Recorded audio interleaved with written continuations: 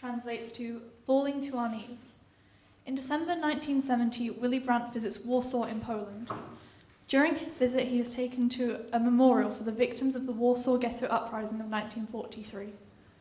The West German Chancellor falls to his knees in a spontaneous act of humility. This is our interpretation of the scene before we saw an actual photograph.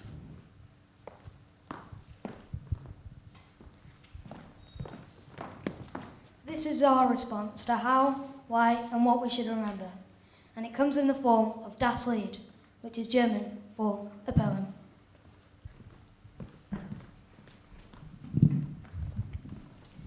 First stanza. Unterstützung. Protection. Her Britannic Majesty's Secretary of State requests and requires, in the name of Her Majesty, all those who it may concern to allow the bearer to pass freely, without let or hindrance, and to provide such assistance and protection as may be necessary. Open the most recent issue of the British Passport, and you will find those words printed on the inside cover. Next to Shakespearean cottages and an oak branch bearing leaves with a purple butterfly with its wings outstretched. I am as free as the purple butterfly, landing where I like, without let or hindrance. Actually, we're talking about the passport that ranks first in the world of terms, as it offers access to 173 countries. I am the bearer of a British passport. Protect me, assist me, when it may be necessary, as free as the purple butterfly. Second stanza, Beraubt. Imagine having that protection taken away from you, stripped away from you, caught in a net, pinned down, told that You are no longer a citizen. But my grandparents were born here. You are no longer a citizen. My father fought for this country. Our country. Don't you get it? You're not one of us. He has medals for bravery. He has the Iron Cross. It's the law. The law says you're different. Our mothers used to babysit for each other. Don't talk about that. Don't even mention that. It never happened. I've got that photograph of us all on the beach. Remember? We went to the seaside in my upra's van and we played the game of first one to see the sea wins an ice cream. And you said you'd never seen the sea before, and everyone laughed. Except me. I put my arm around you. I told you it was the Hulk de Clapper. Shut up! Shut up! Shut your face! Don't talk about that. You're making it up! Don't you get it? I don't know you. You don't know me. Horst, it's me, Rudy. Do you need me to beat it into you? We've never met before. You don't know me and I don't know you. I caught you kissing my sister outside in the snow.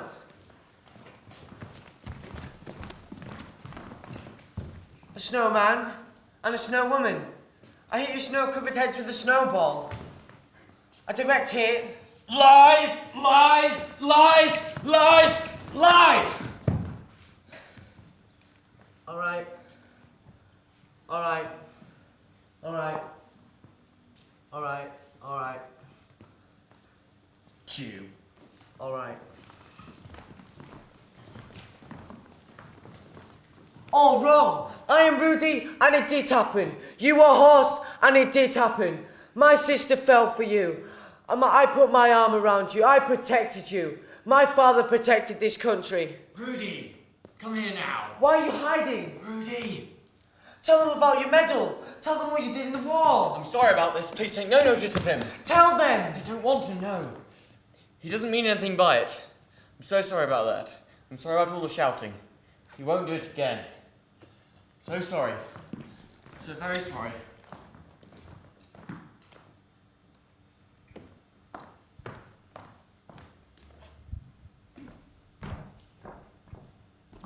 Third stanza. Der Vorschlag, the proposal. Our proposal for a Holocaust Memorial here in Leeds.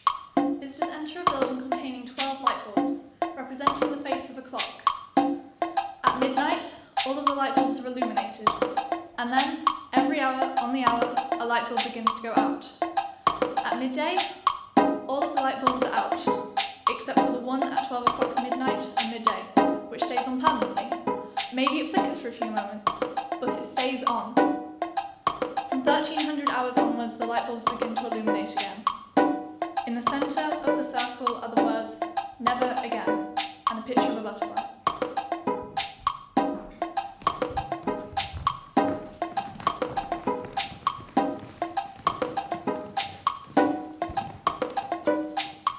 Yes? Any questions? Why have we used light bulbs and not candles? No, it can't be candles. It has to be light bulbs to represent the modern domestic home, to remind us that these atrocities, these genocides, take place in modern societies. And why do the light bulbs have to go out? Well, originally it represents the Jewish families who were forced out of their homes and deported from their homeland. As each family disappeared, a light goes out. This can also represent the Jewish families in other genocides too. And who can talk about the darkness? We don't believe it's right to have total darkness, because there's always hope. There's always someone willing to hide a Jewish family or shelter or a Tutsi or Hutu family in Rwanda, or white activists working alongside the black community to fight apartheid in South Africa. So one light stays on. And the butterfly image. Well, in some cultures it represents the soul, but for me it's because there's this creature that goes through so many transformations, and it reminds us that we too have to move on from the past towards the future. Could it be too beautiful? A very interesting question. If it was too brutal, people wouldn't want to come and see it. We want to make it beautiful enough for people to want to come and contemplate it, even just for a few seconds.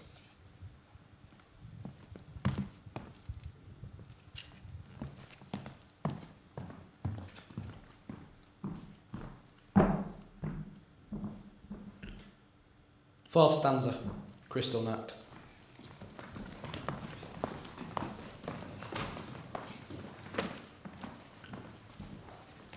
Crystal Nut, November 9th and 10th, 1938. The night of broken glass. Sounds almost beautiful, if you didn't know what it was. Crystal Nut, a beautiful title for an ugly act. A punchline from a Nazi joke.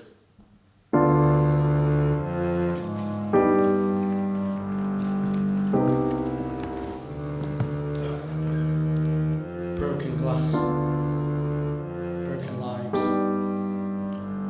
glass in shards like crystal knives, on the night of broken glass. I'm the same age as Susan was when she was woken by loud shouts and banging on crystal nut. When I tell a story, I imagine it as my house in 2015, and my bedroom, and my parents unable to protect me. Susan! 8 or 9 young men are smashing up our home. Anything made of glass is smashed. Windows, mirrors, my father's glass cabinet displaying his butterfly collection. I can hear my parents screaming from the bathroom, banging on the door. They've been locked in. The men come into my room. They pull me out of bed. And they tear my nightdress to shreds.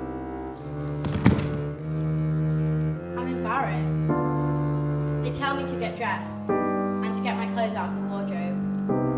It's a big old thing, and when I stand in front of it, the men throw it over me. Ah! The wardrobe crashes on an upturned table, which stops it crushing me. I'm still alive.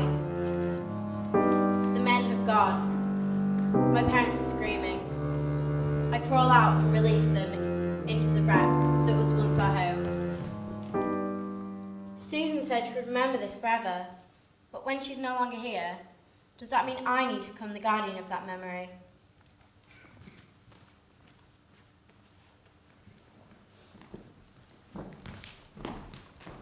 Fifth stanza, Kniefall.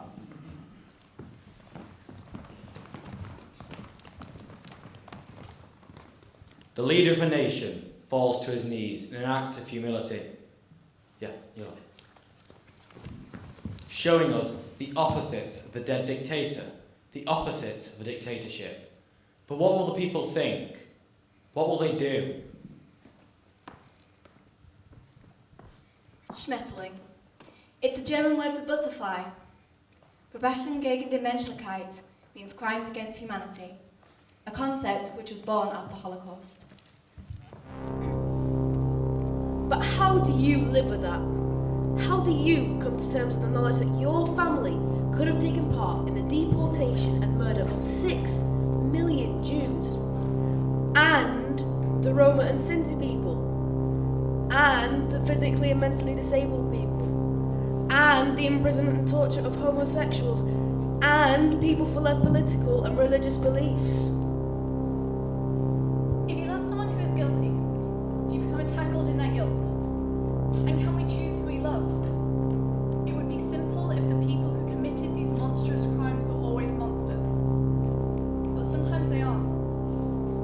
Sometimes they're just ordinary people. Our neighbours, our lovers, our teachers and our friends. So when children today look back at family photos, are they looking at perpetrators, fellow travellers, bystanders or resistors? If my grandparents were monsters, does that make me a product of a monster? If you've learned a lesson from it, you're always going to have it in the back of your mind. We should remember the bad things. It's natural to want to forget all the bad things. If you did something bad and you didn't feel bad about it, then you wouldn't have learned a lesson. It's always going to be a part of you. You are always going to be attached to the event that happened in some way or another. When later asked to explain his Kniefall, Willy Brandt said, "I did what people do when words fail them. In this way, I commemorated millions of murdered people."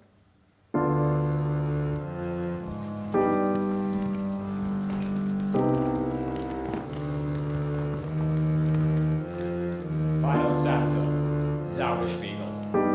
Magic mirror. Now, there once was a magic mirror. Every morning, when you washed your face, you asked it, Who's the best person in the world? the mirror would look at you straight in the eye and say, You! There was someone else in Susan's crystal night story. Her friend, who was staying with them, was hiding on the balcony. She was freezing cold in her nightdress. But one night, you go to the mirror to look at yourself. All you see is the dark. You can't see through it or anything in it. You don't know who you are or what's beyond the mirror. The friend had told Susan the day before that she did not know whether to accept what her much-loved Jewish stepfather had told her about the Nazis, or what she'd been told by her aunt, who was an ardent Nazi supporter and whom she'd just been to visit. The mirror is broken. Through broken gaps, you see what's beyond the mirror. You see other people there and what's happening. And in the broken mirror still in place, you see yourself, but only bits of yourself. After that night, she knew. She saw things for what they were. The mirror didn't say, you are the best person in the world, and never did again. Instead it said, What are you for? What are other people for? A poem in response to the question, "What are other people for?" by Amber Foster. People are for living. People are for dying. They are here to do those things. But why dying? Why living? Maybe they are learning to search the universe, fill in the gaps, make me understand. People can be bad. People are for hurting, making us feel something. Things disappoint, and we know as there is love that hurts us too. We know how bad things can be, but that is why we are still here.